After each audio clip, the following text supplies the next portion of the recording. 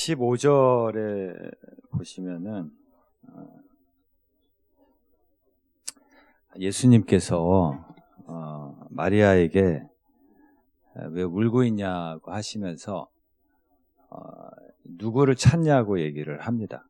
누구를 찾고 계시죠? 누구를 찾고 있어요? 죽은 예수님을 찾는 거죠. 십자가에서. 그래서 지금 울고 있는 거예요. 그래서 지금 낙심을 하고 있는 것이죠.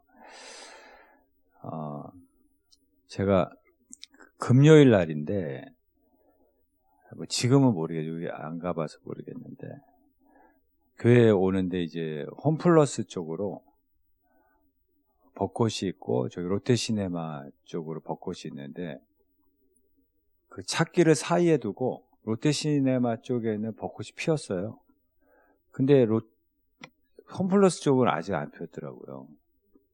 같은 공간에 있는 거잖아요.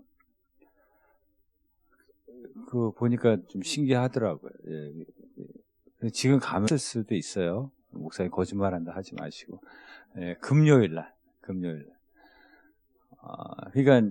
한쪽은 햇빛을 못 받은 거예요. 예, 한쪽은 햇빛을 많이 받은 거예요. 찾기를 사이에도 한쪽은 벚꽃이 피고 한쪽은 꽃이 아직 피지 않은 것이죠. 그래서 우리가 왜 북극이에요? 예, 햇빛을 못 받는 거죠. 왜 그 북극이 추워요? 예, 햇빛의 영향이죠. 예, 햇빛을 못 받아서. 예, 얼굴을 한번 보세요. 여러분의 얼굴이 왜 그래요? 왜 얼굴이 차갑고 마음이 차가워요? 하나님이 멀리 있는 거예요. 하나님과 우리가 사랑하는 사람하고 있고 좋은 사람하고 같이 있어도 밝아지잖아요. 예, 그걸 숨길 수 없을 정도로 밝아지는데, 근데 하나님과 친밀하면 어떻게 밝아지지 않아요. 예, 얼굴에 꽃이 피고 마음에 꽃이 피고 인생에 꽃이 피죠. 예, 모세의 얼굴이 되죠. 모세가 빛이 나잖아요. 이제 봄이 왔어요. 봄이 온 것도 햇빛의 영향 아니에요. 햇빛이 가까이 온 거죠. 예, 겨울을 견디고, 예, 어떻게 꽃이 펴요? 다 햇빛의 영향이에요. 그런 것처럼 하나님과 친밀하고, 예, 하나님이 함께하면 어둡지 않아요. 예, 무슨 일이 있어도 예, 이겨내고 예, 밝아지고 예, 우리의 인생에 다시 꽃이 핀다라는 것이죠. 그래서 우리 파라다이스라는 말 있잖아요. 이게 이집트에서 나온 말이라고 합니다.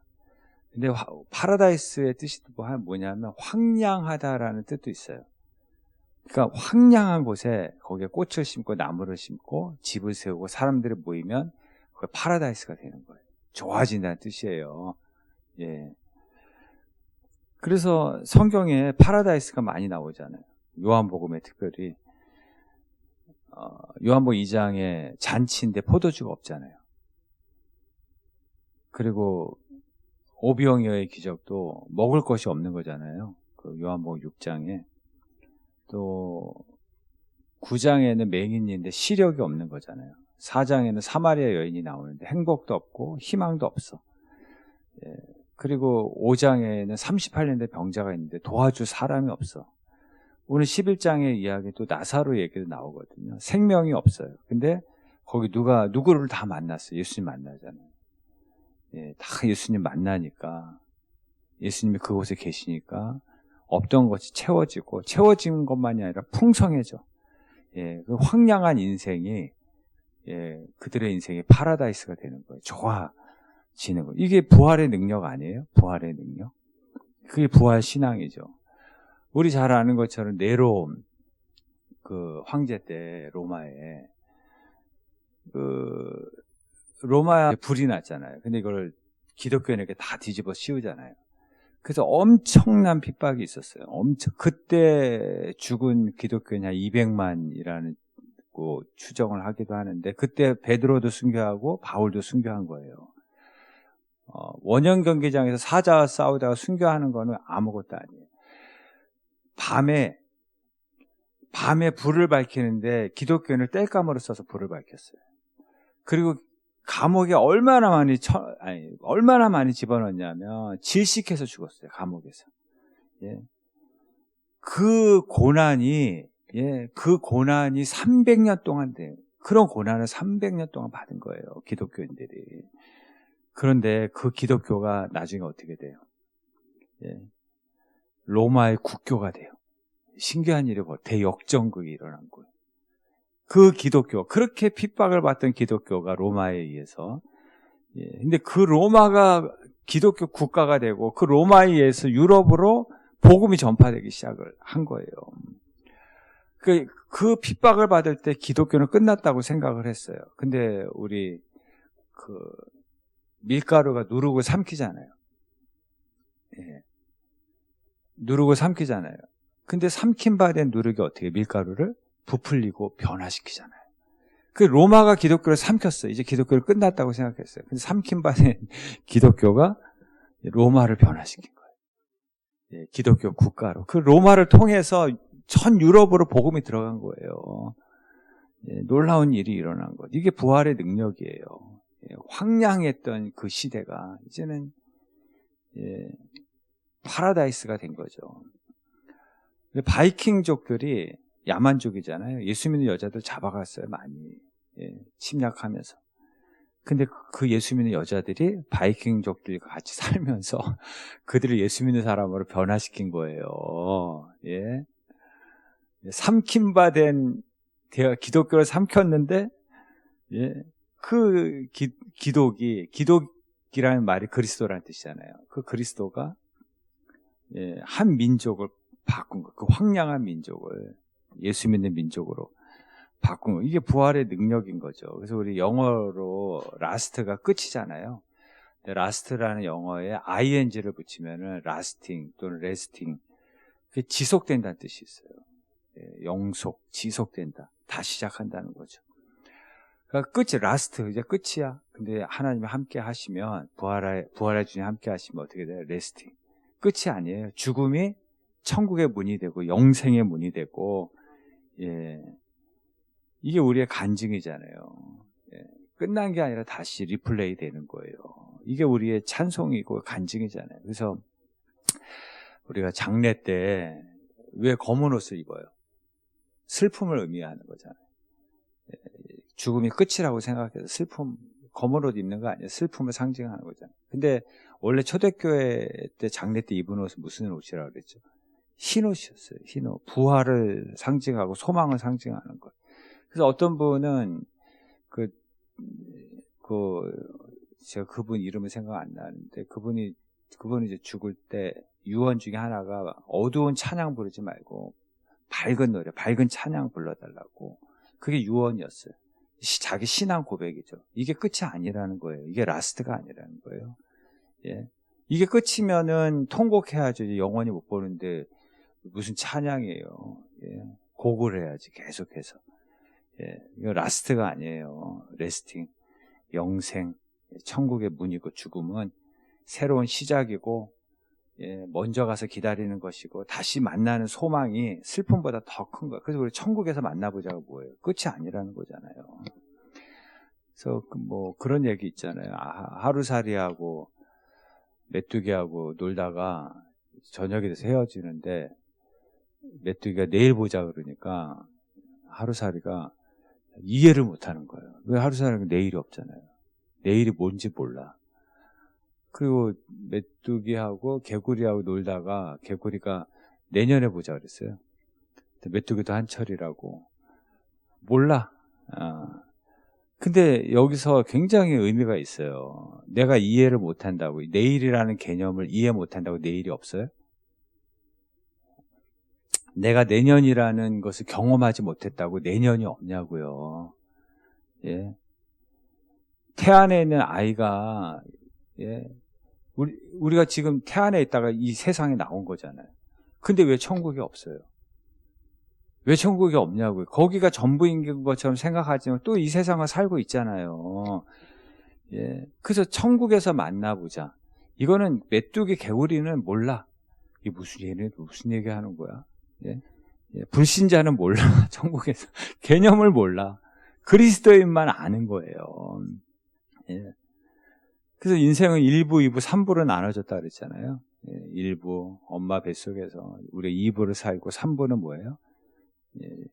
라스트가 아니에요. 죽음이. 그 이후에 3부가 시작이 되는 거예요.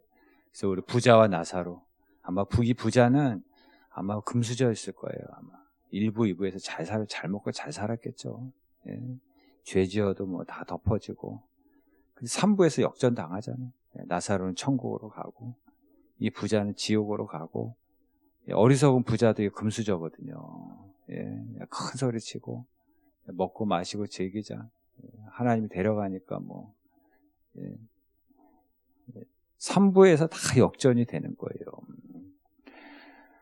히브리서 9장 27절 보시면 한 번 죽는 것은 사람에게 정한 것인데 그 후에 뭐가 있어요? 심판이 있다고 하잖아요. 3부에서 심판이 있어요. 요한복음 5장 29절에는 선한 일을 행한 자는 생명의 부활로, 악한 일을 한 자는 심판의 부활로. 다 부활되는데 생명의 부활과 심판의 끝이 아니에요. 끝이 아니에요. 그래서 우리 전생 없어요? 환생 없어요? 예수 믿는 사람들도 모여가지고 전생에 나라를 구했나 말이에요. 그런 얘기 하지 마세요. 만약에 환생이라는 표현을 쓸 수는 있어요. 저 나쁜, 예를 들면 저 나쁜 놈이, 좋은 사람으로 착한 사람 바뀌었네. 그런 의미에서, 저 사람 이제 환생했다. 이렇게 표현할 수는 있어요. 저 나쁜 사람이 점점 좋아졌네. 점점 좋아지고 있네. 이런 의미에서 진화라는 표현을 쓸 수는 있어도, 진화는 없고, 환생은 없고, 전생은 없어요. 죽으면, 끝이 아니라 심판의 부활이든 생명의 부활이든 둘 중에 하나로 가는 거예요. 그래서 천국에서 만나보자 할 수 없으면 그리스도인 아니에요. 그냥 종교인이고 그냥 교회 다니시는 분이에요. 천국에서 만나보자 할 수 없다면 그건 그리스도인으로서 실패한 인생이 되는 거예요. 두 번째로는 왜 마리아가 울고 있을까? 낙심하고 있을까? 우리가 왜 울고 우리가 왜 낙심하고 있을까요? 우리가 고난을 당하면 고난이 끝이라고 생각하기 때문에 낙심하는 거죠. 고난은 끝이 아닙니다. 고난은 다니엘이 사자굴에 들어갔어요. 끝이에요? 그 라스트입니까? 아니죠. 요셉이 감옥에 들어갔어요. 라스트예요? 아니죠. 거기서 새로운 시작이잖아요. 그래서 요셉의 이야기에 보면 하나님이 함께 하신다는 표현이 나오잖아요. 감옥이, 억울하게 들어간 감옥이 거기서 끝이에요. 다른 사람들이 볼 때는. 근데 거기서 새로운 시작을 하잖아요. 그래서 오히려 감옥이 형통한 길이 되어서 나중에 애굽을 구하고 민족을 구하는 일이 되지 않습니까? 그래서 우리도 끝이 아니거든요. 하나님 함께 하시면 거기서 새로운 일들이 일어나요. 근데 우리는 고난을 당하면 이게 끝인 것처럼 생각을 해요. 그래서 낙심하고 절망하고 거기서 못 나와. 그 안드레아 보첼리라는 사람이 있는데 이 사람은 시력을 잃었어요. 그러면 이제 보통 사람들은 위로는 하지만 속으로는 이 사람의 인생은 끝이라고 생각해요. 근데 이 사람이 공부하기 시작했어요. 점자로 공부하기 시작했어요. 그래서 나중에 변호사 되고 이 사람이 진짜 꿈이 가수였거든요. 이 사람이 나중에 노래하는 진짜 세계적인 가수가 됩니다. 안드레아 보첼리. 그러니까 사람들은 우리가 고난을 당하면 끝이라고 생각해. 나도 끝이라. 그래서 낙심하는 거예요. 근데 부활하신 주님이 하나님이 함께 하시니까 라스트가 아닌 거예요. 다시 그의 인생이 재활되고 재생되고 부활되고 다시 좋아지는 그런 은혜가 임하는 것이죠. 우리가 잘 아는 강용호 박사도 그 축구하다가 눈 다쳤다고 하잖아요.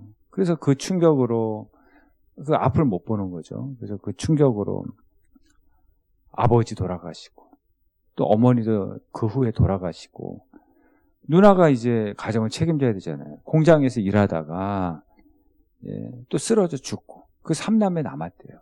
그 서로 부둥켜 울고 또 울고 또 부둥켜서 울고 또 울었다고 합니다. 사람들은 다, 이 가정이 이제 끝났나 보다. 이렇게 생각을 한 거죠. 그래서 하나는 철물점으로, 하나는 다른 집으로, 자기는 미국으로 입양됐다고 하잖아요. 근데 거기서 하나님을 만난 거예요. 하나님을 만나고 나서 그의 인생이, 끝났다고 하는 그의 인생이 미국에서 새롭게 시작이 된 거예요. 그래서 그 강영호 박사가 하는 말이 있잖아요. 장애가 나를 위대하게 했다. 장애가 라스트가 아니라, 장애가 끝이 아니라 그 장애가 내 인생의 위대한 시작이었다고 고백하지 않습니까? 그래서 그 병법서에 보면은 고육지책이라는 말이 있어요. 고육지책. 이런 거예요. 예수님이 고난 당하셨죠. 예.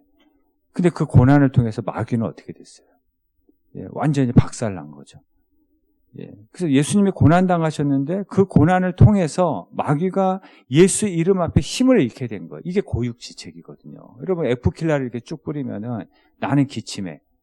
근데 모기에게는 죽음이야, 박멸이야. 그게 고육지책이에요. 홍해가 하나님의 백성들에게는 고난이었잖아요. 근데 애굽 사람들에게는 완전한 죽음이야. 그래서 430년 노예로부터 해방을 시켜주잖아요. 그 고난을 통해서. 그러니까 우리가 왜 걱정하는가? 예? 왜 낙심하는가? 고난이 끝이라고 생각해서 그런 거예요. 사실 고난은 하나님의 고육지책이에요. 그 고난을 통해서 나를 살리기 위한 하나님의 놀라운 계획들이 있는데 이제 고난만 보이는 거예요. 이 고난만 보고 그 고난 속에 있는 하나님의 섭리와 일하심을 못 보는 거예요. 이게 동굴인 줄 알아요. 터널인데. 예. 그래서 우리 그런 비유를 들잖아요. 가위로 천을 잘랐어. 그럼 천의 고난이잖아요. 천이 고난 당하는 거잖아요. 예. 근데 그 고난을 통해서 그 천이 옷이 되잖아요. 명품 옷이 되잖아요. 이게 하나님의 고육지책이라는 거예요. 예. 이 고난을, 어쩔 수 없는 고난, 이 고난을 겪지 않으면 새롭게 변화되지 않는 거예요. 더 좋아지지 않는 거예요. 나무를 베었어요. 나무를 톱으로 잘라. 이거 나무의 고난이잖아요. 근데 이 고난을 통해서 가구가, 이태리 가구, 명품 가구가 되는 거예요. 이게 하나님의 고육지책이에요. 어쩔 수 없는 거예요. 이거를 피할 수가 없어요. 이 고난을 통해서 우리를 변화시키고 새롭게 하시기 위한 거기에 놀라운 은혜가 숨어 있다라는 것이죠. 이게 부활의 영성이에요. 예. 그래서 욥이 얘기하잖아요. 나를 단련한 후에는 정금이 된다고. 로마서에도 인내는 연단이 훌륭해진다는 뜻이잖아요. 그러니까 인내의 과정이 없이는 결코 좋아질 수 없는데 그 인내의 과정이 하나님의 고육지책이라는 거예요. 힘들지만 어쩔 수 없는 그 인생을 새롭게 하기 위한 하나님의 어쩔 수 없이 주는, 아파하시면서 주는 고난이라는 거예요. 예. 인내의 시간이라는 거예요. 그 시간을 통해서 우리를 새롭게 하고 놀랍게 축복하기 위한 하나님의 섭리가 있다라는, 그게 하나님의 고육지책이에요. 이게 부활의 영성이라는 거죠.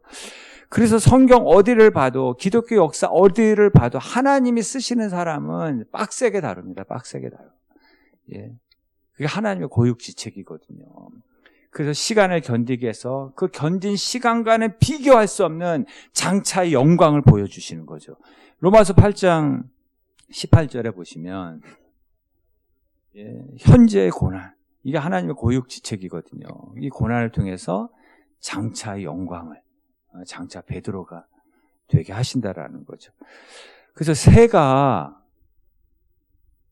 둥지를 만들 때 바람이 불 때 둥지를 만든다고 합니다. 이상하지 않습니까? 바람이 불지 않을 때 둥지를 만들어야 되는데 바람이 불 때 둥지를 만든대. 왜냐하면 바람이 불어도 무너지지 않는 둥지를 만들기 위해서 그렇대요.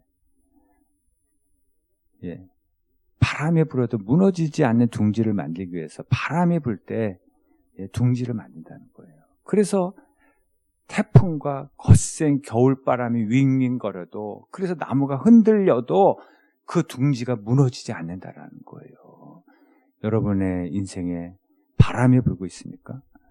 무너지지 않을 인생의 둥지를 하나님이 만들고 계신 거예요. 이게 하나님의 고육지책이에요. 축복이에요. 부활의 영성이에요. 그러므로 여러분의 인생에 바람이 불어도 걱정하지 마시길 바랍니다. 요한복음 14장 1절에 하나님을 믿으니 나를 믿으라고 예수님 말씀하시고, 요한복음 11장 40절에는 너가 믿으면 하나님의 영광을 보리라. 이 말씀대로 될 줄을 믿습니다. 여러분, 새가 나무에 앉았어요. 근데 새가 나무가 부러지는 것을 두려워할까요? 왜요? 새는 날개를 의지하지 나뭇가지를 의지하지 않기 때문에 나뭇가지가 부러지는 걸 두려워하지 않아요. 우리가 아무것도 없을 때는 하나님만 의지해. 그래서 하나님 뭘 주셔. 이것도 주시고 저거. 그러면 그 다음에 하나님 의지하지 않고 하나님 주신 축복을 의지해. 그 다음부터 두려워해. 이 축복이 사라질까 봐. 이 축복이 부러질까 봐. 하나님을 의지하지 않기 때문에 두려워하는 거예요. 하나님을 의지하지 않기 때문에 불안해하는 거예요. 그게 변질이거든요. 그래서 시편 18편 1절에 뭐라고 나와 있어요? 나의 힘이 되신 여호와여, 내가 주를 사랑. 하나님이 나의 힘이 되신 사람들은 두려워하지 않아요. 그런데 하나님이 나의 힘이 아니라 하나님이 주신 축복을 의지하는 사람은 항상 두려워. 이거 사라질까 봐. 이거 무너질까 봐. 이거 부러질까 봐. 어떤 분이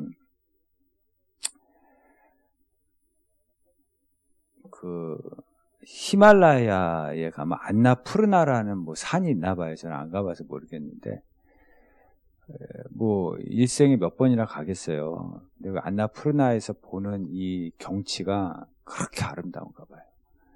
근데 이분이 굉장히 얼굴 표정이 어두워. 기분 나쁜 표정으로 올라가.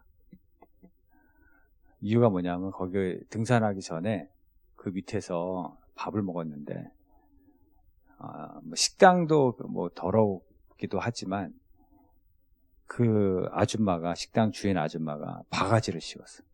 10불이면 될 거 가지고 30불인가 50불 내고 먹은 거예요.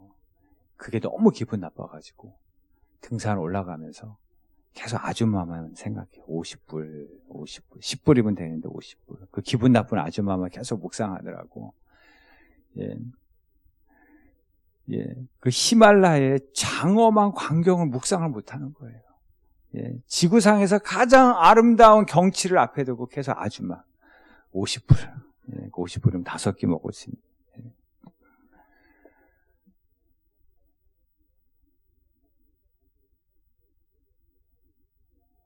우리가 왜 걱정합니까?